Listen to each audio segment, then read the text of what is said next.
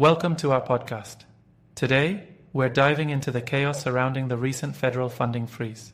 Yeah, it's been all over the news. Can you break down what's actually happening? Delayed by judge's ruling. But it is still causing chaos and confusion all around the country and around the Chicago area. WGN's Dana Rebick is live at one impacted location, and that's St. Sabina Church. Dana?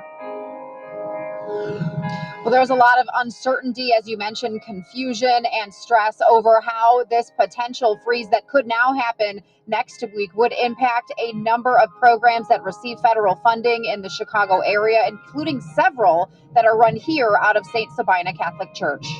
Absolutely. So, the Trump administration attempted to freeze federal assistance. Right. The idea was to conduct an ideological review to uproot progressive initiatives. Wait, so what kinds of funding are we talking about? Well, the memo called for a spending freeze on federal assistance. You know, aid to nonprofits, universities, small business loans, and grants to state and local governments. That's a pretty broad range. Exactly. And that's where the confusion started. The announcement came as a surprise when the late-night memo was published. It sent organizations scrambling to figure out the impact. I've heard conflicting reports about Medicaid. Was it affected or not? So initially, Medicaid wasn't mentioned in the memo. Then the Office of Management and Budget said that mandatory programs like Medicaid and SNAP would continue without pause. But didn't something happen with state Medicaid agencies? Yes.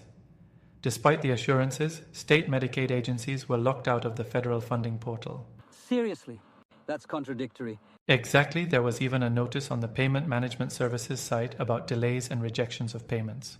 So people relying on Medicaid could have lost health care coverage temporarily? Potentially, yes. State agencies use that system to pay hospitals and doctors. It's a critical lifeline.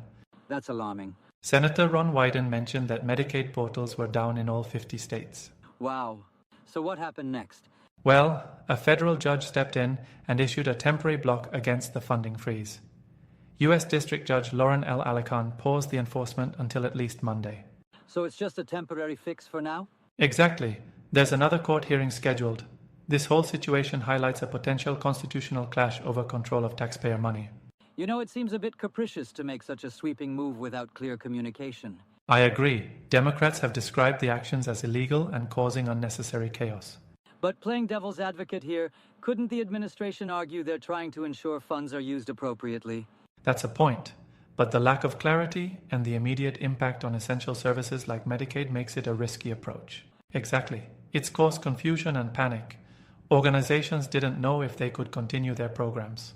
Hopefully the court hearings will bring some clarity. Yeah, let's hope they can sort this out quickly to avoid further disruption. For sure, it's people's lives and livelihoods at stake here.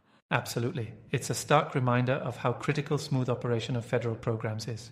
Well, thanks for breaking that down. Anytime. We'll keep an eye on how this develops.